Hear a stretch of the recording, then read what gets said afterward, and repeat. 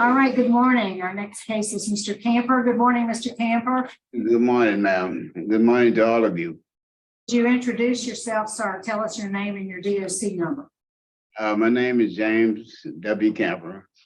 My DOC number is 131525. All right, Mr. Camper, you're here today seeking a commutation of your sentence. Were sentenced in November of 2007 in Orleans Parish to a life sentence for a second-degree murder conviction. Is that information correct? Yes, ma'am. Before we start the interview process, let me acknowledge the folks who have joined us. We have here with us in Baton Rouge, we have Harold Camper, Angela Delafone, excuse me, and Michael Camper. And I think joining us by Zoom, we also have Carl Thomas. So at the appropriate time, those who indicated they'd like to speak will allow them to do so. Your case this morning, Mr. Camper, has been assigned to Mr. Marabella. Seated to my immediate right, would you answer his questions? Okay. Morning, Mr. Camper. How are you, sir? All right. How are you doing, sir? I'm doing very well. Thank you. Mr. Camper, how old are you, sir? 71. And how long have you been in prison on these charges? I came here, well, it'll be 19 years altogether. And by my math, and maybe I'm off a little bit, you were about 53 years old at the time this happened. Is that right? True. Tell me about who Mr. Camper was at 53 years old. What were you working? I was pipe layer, and I was running back and forth to Burris, Louisiana every day. And so, Go ahead. yeah, I laid pipe, I would come home because my wife, she was there by herself with the two dogs. So I came home every day, every evening. Did you drink much back then, or do drugs or anything? I couldn't drink that much. I can drink a beer, every now and then because I ran the highway too much all the time, constantly. And I was pulling a trailer. Tell me what happened on this particular day, 2006. This was Five. is that right? I was in 4. Okay, 2004. This was your neighbor? True. Yeah. Tell me what was going on. Well, at that time, I had went to change the fuel in my box on the outside, but which the box sit on their side of the place. And so I went in and changed the box. His wife came out and watched me. So she called the landlord. And when she called the landlord, and then the landlord called him, and he called the landlord back, and he told the landlord, well, I'm gonna kill the old MF, because he came change the fuel in the box. I didn't understand why he wanted to hurt me, because I was just changing the fuels in the box. That's all I did. But So what happened? so it escalated and kept going. So finally he got to where he had shot my F-150 up. I let Now, it how go. long ago are we talking about? I'm talking about the day of this shooting. You're not talking about having changed the fuse Okay, box that all day, right. are you? No, but the day of the shooting, I was cooking. And so once I got through cooking, I took my stepson to buy fireworks. So when I took him to buy fireworks, he and his wife and the little girl, the one that he said that the child threw a firework at him, but she didn't. She lit it and she threw it, and when it hit the left side of my truck and rolled over, he was 10 foot away from her. But he argued with me about it. And How did it happen that you shot him and killed him? because I know what he had. He was gonna get me. Cause he had him and his friend told him to kill me.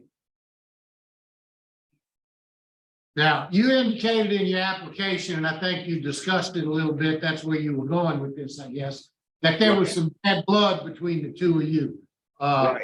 Is that what you were describing? And I Yes. think you kind of blamed his wife for that. Yes. Casey Washington, I believe is her name. Is that right? True. So there was some anger issues between you and him and some ill feelings. Is that right? Right. So tell me what you've done with reference to your anger issues while you've been in prison. What kind of courses have you taken to help you with the anger? Let me ask you, do you think you have an anger problem? No, not really, because I don't feel like I have one, but I'm really doing anger management classes redoing them over right now. And so Let me ask you a question. Looking at your history, 1990, you were convicted of aggravated battery. That's an act of violence. yeah, 1994, you were convicted for aggravated battery as a habitual offender. 2007, you had the murder conviction. You were also arrested for illegal use of weapons, illegal carrying of weapons, and aggravated assault. You have a whole history of violence and anger in your past. Am I right? yeah, you're true about that.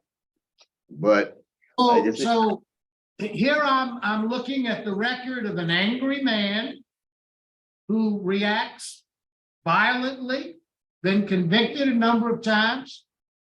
You're in a situation with a neighbor that apparently you don't get along with him, and you end up killing him, and you get convicted for that. very true. And I hear you blaming his wife and him for doing all of these other things. That may all be true. But I'm looking at a very angry man who reacts violently. And that's what I'm seeing here. So how have you changed? I changed by praying, going to church, taking classes.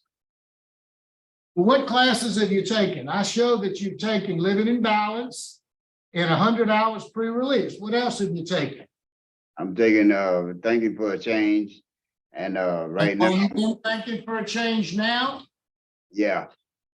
Okay, how long have you been in that program? I've been in there 2 weeks now. Okay. And I've been You taking any anger management programs besides the 100 hours of pre-release? yeah, I'm going back. I'm redoing anger management now. What anger management have you taken in the past? I didn't see that in your record. Yeah, it was there, but they never received a certificate because the guy that I did it with, Gino, he had left the prison. He was coming from the outside teaching it. But he had left.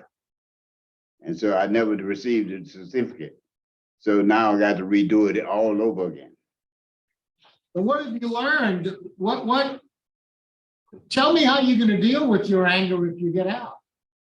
Well, now I can deal with it even more better now than I can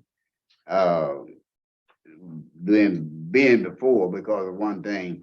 I have this hole in my heart. Everything is going down. My body is falling apart right now. Well, I can understand you're 71, I'm 76. So I understand how your body ages as you go. But you know, guns don't age. You can still get a gun. I mean, all of your history looks like it's been weapons. You don't need to be a strong man to be angry and violent. So how are you going to deal with the emotions that you have expressed in the past? You were 53 years old when you committed this crime.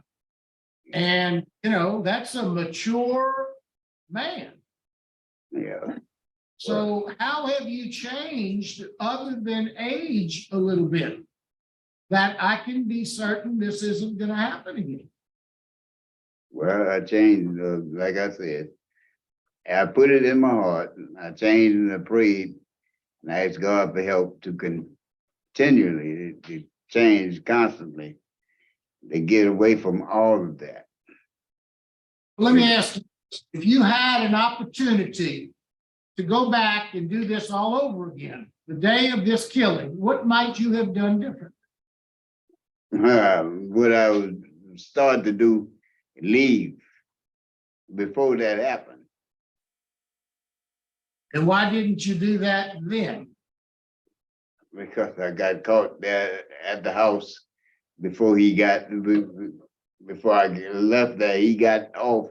He and his boys was on the corner, so I got caught. I got trapped there. So I knew when I saw them, I knew I was too late to leave. Why today, I asked you, what would you do different? You told me you would leave. Well, why didn't you leave then? I was trying to. I definitely was trying to. Now, did you go to trial or did you plead guilty? I went to trial, but like I explained, I had the plea bargain there. I could have took that plea bargain, but I didn't. Yeah, you didn't take a plea bargain, and the jury found you guilty, right? Yeah, well, they say they did, but They say they did. You were there. Didn't the jury say guilty and the judge sentenced you? no, the jury didn't come down. The judge sentenced me. Okay. I got the transcript, but the jury was still up there, and the judge said, "Well, I found you guilty." But I'm looking at it where he found me guilty, but the jury never came down and faced me to tell me this. So that's what that's what he said. Gordon, what can you tell us about Mr. Campbell? What more can I tell you about it? Hang on, he's talking to me, Mr. Campbell. Oh, okay. Mr. Marabella, he is been a camp C for the last few years. In September 2nd of 22, he attained his Class A trustee status. There's, like you said, there's not a whole lot of programming, a lot of classes that he has taken. Other than that, I really don't have anything else at this point. Thank you. Mr. Roche, question? Good morning, Mr. Campbell. Good morning, sir. Good. You told Mr. Marabella that you've been incarcerated for 19 years. Is that correct? Yes, sir. You were arrested on January 11, 2016. Is that correct? January 11, yes. Wait a minute. You were arrested on January 11, 2006. Is that correct? Yes, yes, true. So officially, to correct the record, Mr. Campbell has been incarcerated for 17 years only. 17 years, okay. Thank you, Master. Thank you, Mr. Roche. Mr. Freeman? Camper, do you admit to shooting him? Sir, it happened. Okay, so you shot him. Why didn't you take the manslaughter plea? Because I was trying to be honest and let them know, explain the truth to them. Because honestly, that they all put it one-sided, but I was trying to express the truth to take the manslaughter charge. I could have, but I wanted to be honest.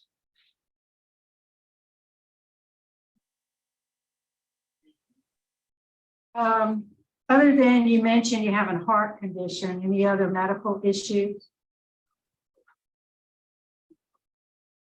Yeah, I have a medical issue. I got a hole in my heart. And that's something that I wasn't looking to have. But you're receiving treatment? Yeah, I had tried to get it closed, but they couldn't close it because uh it's too large. Okay. All right, well, we're gonna go and we're gonna hear from the folks who are gonna speak. First, we'll hear from the pastor who will be speaking on your behalf. Delphin, you want to step up, please? Good morning. Morning. That's a couple of things I'd like to say. Thank you. I was there the day that you sent it. And it was okay for me to take. There's a lot of confusion going on with the training, and everybody was confused. The first time, the complaint, he had filed complaints against the person that he shot. About 52 complaints to the police. It's supposed to be paid several times. In regards to the harassment that this man was giving them and his wife at the time, it was pretty bad. And he couldn't get any help from the police, but they were doing with so much other things. It was really chaotic. But when he did the book judge that day, there wasn't even a 3-minute conversation. The judge said he could handle, convicted him and threw him in jail. I say almost fainted. The attorney that was there on his behalf was disallowed to bring any evidence for him in regards to this situation.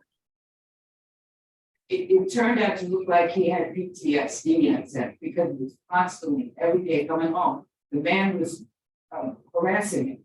He shot at the truck one day. I mean, he goes to the cops about it. The cops couldn't help it. That's what they kept saying. But that's just a little additional information that goes straight up to where we were there. We seen all of it and experienced this crazy stuff. And James was not maybe the most calm person in the world at the time, right? And this particular instance, we would be provoked beyond reasonable ability to function.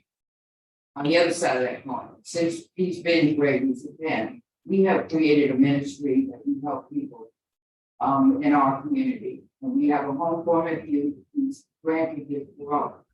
We have a Bible study every other day. So if he was granted, he has God guidance with us. And we are very diligent about it. And we have an apartment that we're remodeling because we just now recovering from hiding. So if you consider it, he has a big support group, he's got a Bible, got a job. And hopefully, this thing can turn around to better than it turned out to be. Guys, thank you so much. Thank you. Thank you for being here this morning. We appreciate it. Thank you. And now we'll hear from the opposition, Paul Thomas.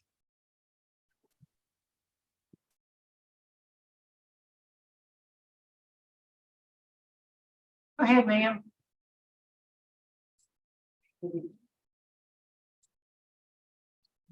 Okay, can you hear me?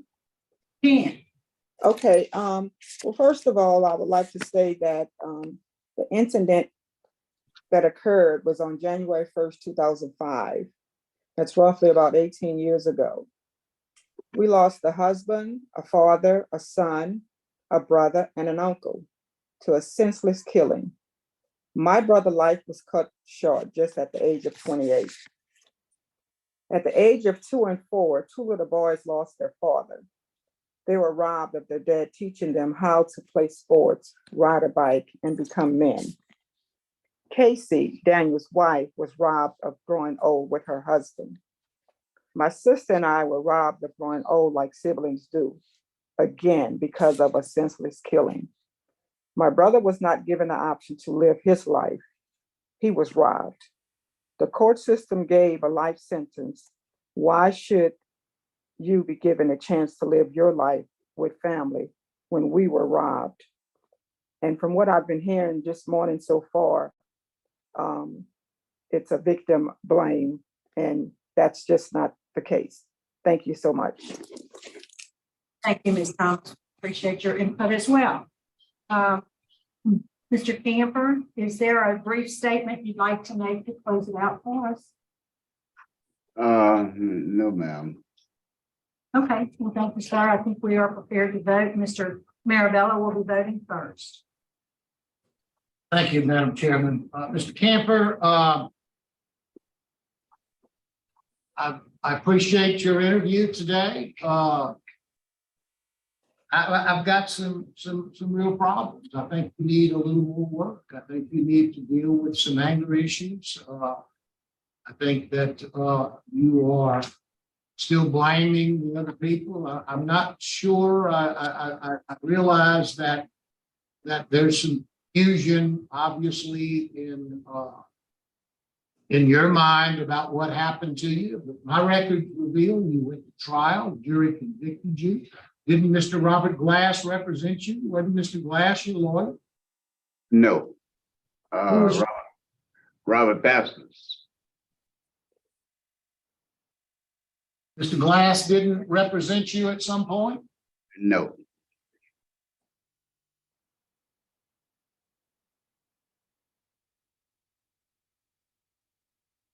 Based on your criminal history, the violence that you have in your past, based upon the fact that I believe you need some more work on your anger issues, and perhaps a little more introspective work.